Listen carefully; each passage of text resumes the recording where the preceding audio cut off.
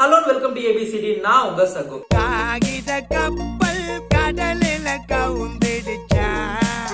தவ்ளூண்டு காகித கப்பலே கடல்ல முங்குறப்போ அவ்வளோ பெரிய இரும்பு கப்பல் எப்படி முங்காம கடல்ல மிதக்குது? ஏன் திமுங்களா எப்படி? அதே மாதிரி இந்த பலூன்ல கொஞ்சம் கல்லை போட்டு இந்த தண்ணிக்குள்ள போட்டோன்னே முங்கிடுது. அப்புறம் நம்ம காற்றுக்கும் எடையுண்டுன்னு படிச்சிருக்கோம்ல, அந்த எடையுள்ள காற்றை இந்த பலூனுக்குள்ள நிரப்பி இப்போ அந்த பலூனை மேலேருந்து கீழே விட்டா என்ன நடக்கணும்? லாஜிக்காக பார்த்தோன்னா அந்த பலூனுக்கு நம்ம இன்னும் எடையை ஏற்றி தான் இருக்கிறோம். அப்படின்றப்போ அந்த பலூன் முங்கணும். ஆனால் மிதக்குதே. உன்னாலில் முடியாதென்று ஊரே சொல்லும் நம்பாது.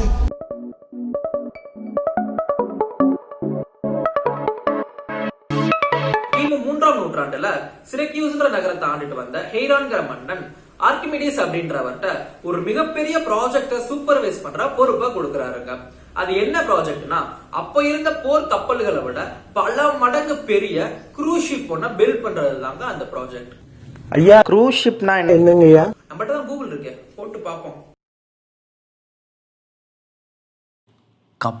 கப்பலா? கூகுள் போய் சொல்லாது. இல்ல மச்சான், கரெக்டா தான் கட்டோப்ல. ஆக்சுவலி க்ரூஸ் ஷிப்னா பயணிகளை ஏத்திட்டு போற நம்ம டே டு டே லைஃப்ல நம்ம என்ஜாய் பண்ற சகல வசதிகளும் கொண்ட கப்பலுங்க. இப்படிப்பட்ட ஒரு பிரம்மாண்ட கப்பலை கடல்ல எப்படி முங்காம கொண்டு போறது அப்படின்றத பத்தி அவர் யோசிச்சுட்டு இருந்தப்ப ஆர்கிமிடிஸ் கண்டுபிடிச்சிருக்காங்க லா ஆஃப் பியோயன்சி. இப்ப நம்ம அதை ஆர்கிமிடிஸ் பிரின்சிபல்னு சொல்றோம். தண்ணி தழும்ப இருக்கிற ஒரு கண்டெய்னர்ல ஒரு பொருளை போட்டோம் அப்படின்னா கொஞ்சம் தண்ணி வெளியே வர்றதை நம்மளால பார்க்க முடியும்.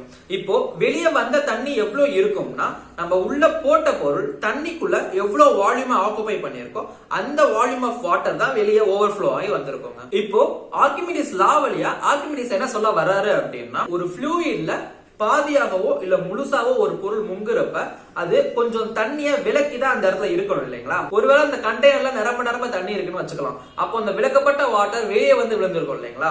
அந்த வாட்டருக்குன்னு ஒரு வெயிட் இருக்கும். அந்த வெயிட் ஃபோர்ஸ்க்கு ஈக்குவலான ஒரு ஃபோர்ஸ் இந்த பொருள் மேல கீழே இருந்து மேல் நோக்கி ஆக்ட் ஆகும் அப்படின்னு சொல்றாரு. அந்த ஃபோர்ஸுக்கு பேர் தான் பியோயன்ட் ஃபோர்ஸ். என்கிட்ட 2 ஃபோர்ஸ் இருக்கு.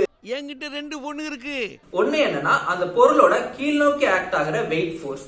இன்னொன்னு அந்த பொருள் மேல மேல் நோக்கி தள்ளப்படுற பியோயன்ட் ஃபோர்ஸ்.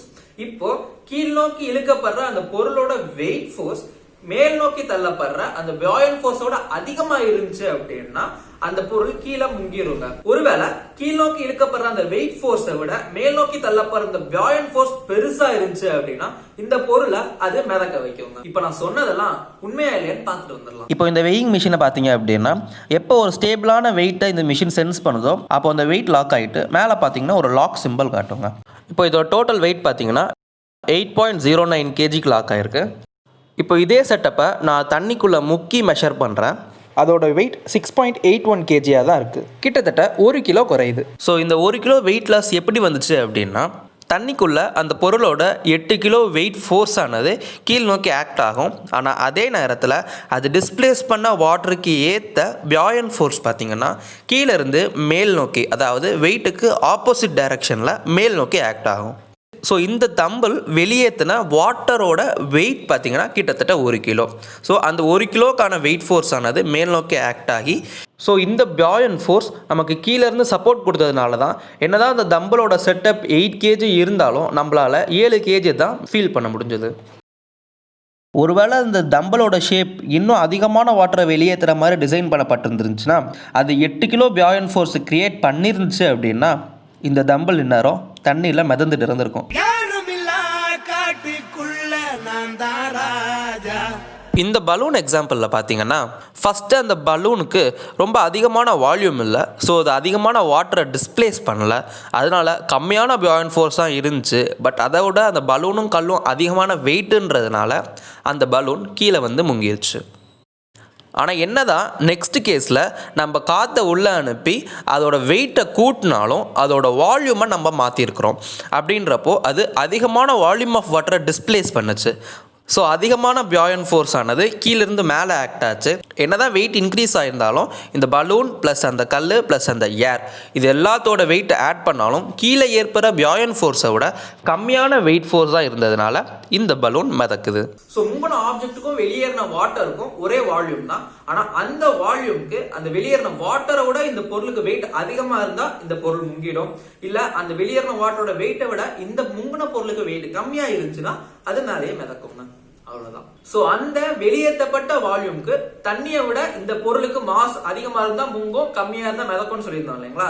சோ இந்த மாதிரி ஒரு குறிப்பிட்ட வால்யூம்க்கு எவ்வளவு மாஸ் அப்படின்றத நம்ம டென்சிட்டின்னு சொல்லுவோம். சோ இது சிம்பிளா எப்படி சொல்லலாம் அப்படின்னா, தண்ணியை விட இந்த பொருளுக்கு டென்சிட்டி அதிகமா இருந்தா முங்கிடும், டென்சிட்டி கம்மியா இருந்தா மிதக்குங்க, அவ்வளவுதான். ஒரே விஷயத்த வேற வேற வார்த்தைகள்ல திரும்ப திரும்ப பேசிக்கிட்டே இருக்கீங்க. சோ இப்போ இத கம்ப்ளீட்டா வேற மாதிரி கூட சொல்லலாங்க. சோ அந்த பொருள் உள்ள வந்ததுக்கு அப்புறமா ஒரு குறிப்பிட்ட வால்யூம் ஆஃப் வாட்டர் வெளியேறும் இல்லைங்களா? சோ அந்த பொருள் இருக்கிற இடத்துல முன்னாடி இருந்த வாட்டர் அப்படியே இருக்குன்னு வச்சுக்கலாம். சோ அந்த கீழே இருக்கிற வாட்டர் எல்லாம் ஒரு குறிப்பிட்ட ஃபோர்ஸ் கொடுத்துதான் அதை தாங்கி பிடிச்சிட்டு இருக்க முடியும் இல்லைங்களா? இப்போ அந்த வாட்டரை அப்படியே பிடிச்சு வெளியெடுத்து வச்சுட்டு அந்த இடத்துல அந்த பொருளை வைக்கிறோம்னு வச்சுக்கோங்க. இப்பயும் அந்த கீழே இருக்கிற வாட்டரால அதே ஃபோர்ஸ் மட்டும் தான் கொடுக்க முடியும். ஆனா முன்னாடி அந்த தண்ணி எவ்வளவு வெயிட்ல இருந்துச்சோ அதே வெயிட்ல இது இருந்துச்சுனாலும் மிதக்கும். அதை விட கம்மியா இருந்தாலும் இந்த மேல் நோக்கிய சப்போர்ட் ஃபோர்ஸ் வந்து அந்த பொருளை தாங்கி பிடிச்சுக்கிட்டு இருக்கும். சோ நமக்கு மிதக்கிற மாதிரி தெரியும். ஒருவேளை அந்த பொருள் இந்த தண்ணியை விட அதிகமான வெயிட்ல இருந்துச்சு அப்படின்னா கீழ இருந்து கொடுக்கிற சப்போர்ட் ஃபோர்ஸ்னால அந்த வெயிட்டை தாங்க முடியாது. சோ அந்த பொருள் கீழே வந்து விழுந்துரும். இப்போ கப்பல் எப்படி மிதக்குதுன்ற கதைக்கு வரலாங்க. கப்பலோட ஷேப் பாத்தீங்க அப்படின்னா நிறைய வால்யூம் ஆஃப் வாட்டரை டிஸ்பிளேஸ் பண்ற மாதிரி அதோட ஷேப்பை டிசைன் பண்ணிருப்பாங்க. அதே நேரத்துல அது உள்ள பயங்கர ஹாலோவா இருக்கிற மாதிரி டிசைன் பண்ணிருப்பாங்க. அதாவது நிறைய ஏர் தான் உள்ள இருக்கும், நிறைய மெட்டீரியல் வெயிட்டான மெட்டீரியல் இருக்காது, அந்த மாதிரி டிசைன் பண்ணிருப்பாங்க. சோ அந்த கப்பலோட ஓவரால் டென்சிட்டி பாத்தீங்க அப்படின்னா குறைஞ்சிரும். இப்போ அவ்வளவு பெரிய கப்பல், அதோட செல்ஃப் வெயிட் பிளஸ் அதுக்கு மேல இருக்கிற 10,000 பேசஞ்சர்ஸ், அதுல இருக்கிற எல்லா எக்யூப்மெண்ட்ஸ், இது எல்லாத்தோட வெயிட்டை ஆட் பண்ணாலும் அது டிஸ்பிளேஸ் பண்ண அந்த வாட்டரோட வெயிட்டை விட கம்மியா தாங்க இருக்கும். சோ அந்த மொத்த கப்பலோட வெயிட் ஃபோர்ஸை விட கீழ இருந்து ஏற்படுற பியாயன் ஃபோர்ஸ் தான் அதிகமா இருக்கும்.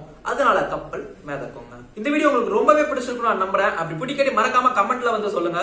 பிடிச்சிருந்தாலும் வந்து சொல்லுங்க. உங்க ஃப்ரெண்ட்ஸ் எல்லாருக்கும் ஷேர் பண்ணுங்க. மறக்காம சப்ஸ்கிரைப் பண்ணிடுங்க. நெக்ஸ்ட் வீடியோல நான் உங்களை பாக்குறேன். நான் உங்க சகோ.